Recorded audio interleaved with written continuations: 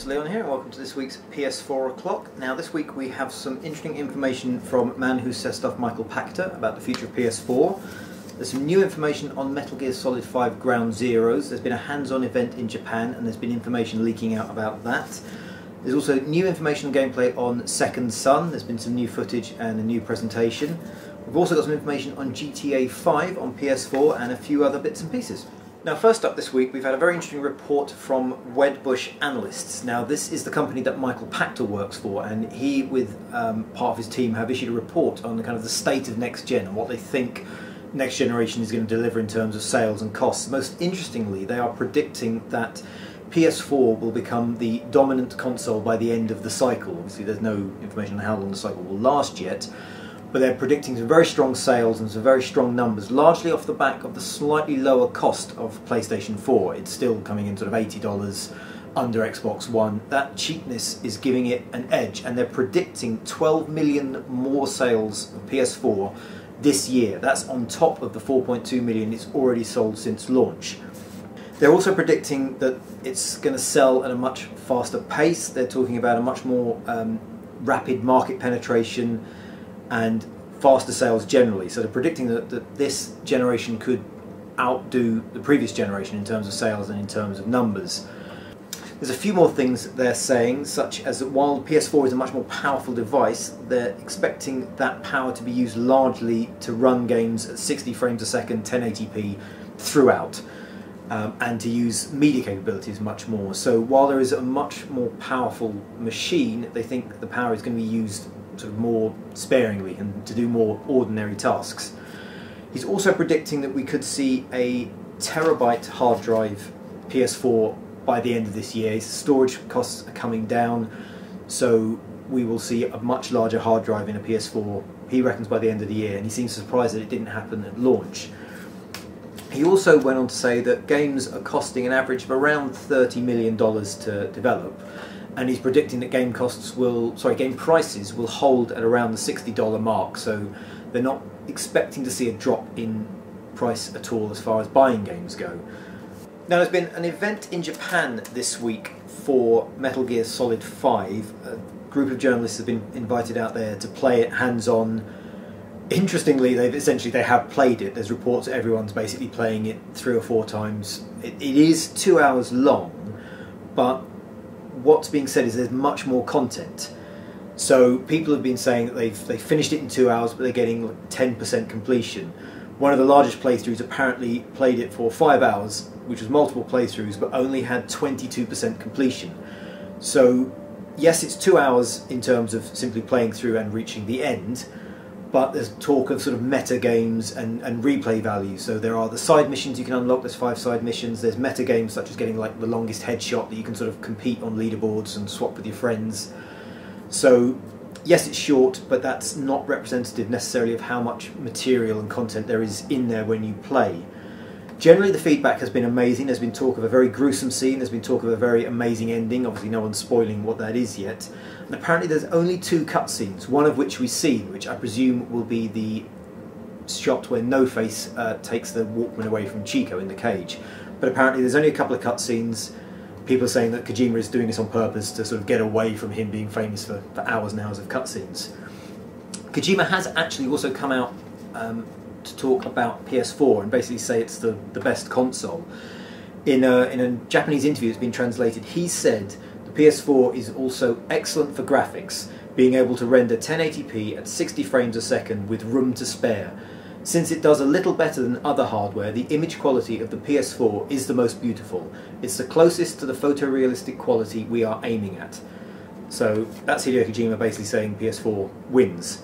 Also this week we've seen some new gameplay from inFamous Second Son. There's been 2 sections on display. There's been a tunnel escape which shows Delsin escaping the DUP in a tunnel full of civilians blowing up cars. There's also been a larger open section where he teams up with Fetch, who's the girl who has neon powers that he steals, to take down some drug dealers. We've seen a lot more of the neon powers in action, how they work. We've also seen a little bit more about the morality. So now when you take a guard down, you have an option to execute or subdue. And that ties into whether you're playing sort of evilly or whether you're playing in a good manner. What we've seen so far has shown that smoke has been used on the evil playthrough and neon has been used on the good playthrough. Whether or not that ties the powers into your morality, so maybe if you play evilly you enhance the smoke powers, if you play well you enhance the neon powers, isn't clear, but the neon power has been shown to have a restraint option, so you can subdue or execute guards, and this has been something they mentioned before about how you deal with people you beat. Do you kill them, do you tie them up?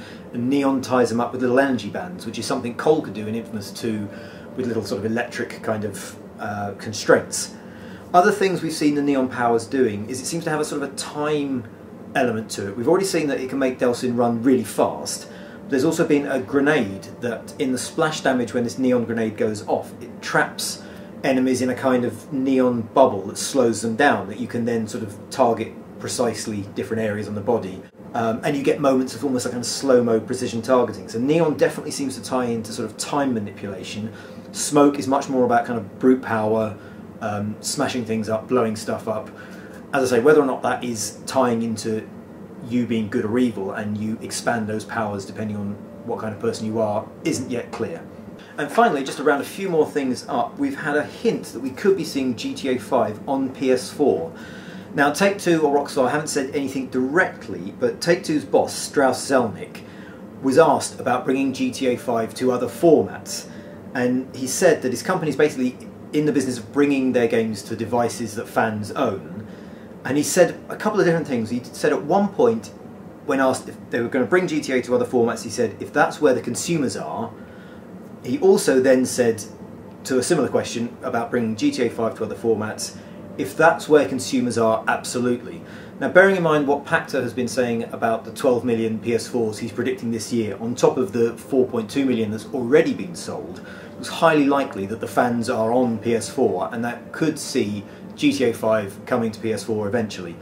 Whether or not it's in an enhanced way or an additional content or it's a straight port, we'll have to wait and see, but it does look like Take-Two are thinking about it at least. Elsewhere this week we've also seen the first look at Evolve. This is Turtle Rock's 4v1 monster hunting co-op deathmatch game. There's a link floating somewhere around here. We've got some gameplay of that. If you want to go and see more of that, you can click on the link, go and see that now. And a couple more bits of news. We've been told that Deep Down has been delayed. Capcom never officially announced a UK or a European release date, but they have now said that it's been delayed. No specific date. They basically issued a statement saying, we don't want to risk being told this could have been done on PS3. We want to finish a game that fully uses the PS4 hardware specs. And Capcom said there'll be more information in the summer. So there you go, it's not great news, but then we didn't exactly have a UK release date for Deep Down. Capcom clearly aren't happy with it, they're holding it back. We will find out more in the summer, possibly even a UK release date then. And finally, to finish off, we've had a tweet from Sony promising 100 games due to come out this year.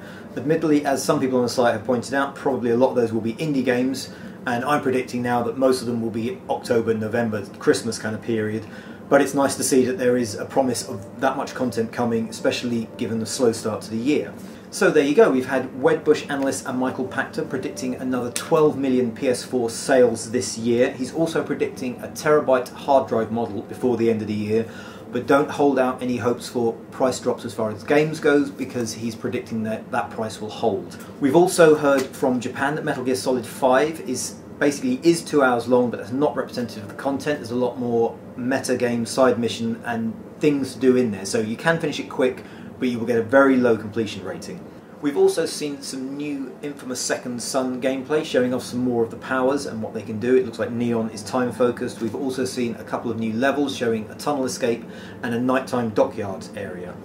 There's also the first hint we could be seeing GTA 5 on PS4, with Take-Two's own boss saying that they would like to take the game where the consumers are. Bearing in mind Pacta's claim of 12 million sales, that seems like a good hint. And finally, there's new Evolve gameplay, which you can see elsewhere on the site. Deep Down has been delayed, with more news coming in the summer, and Sony are promising 100 games this year. That's this week's PS4 news. If you would like any questions answered, leave a comment, and if you'd like to see me cover anything specifically, again leave a comment, and I shall see you guys next week.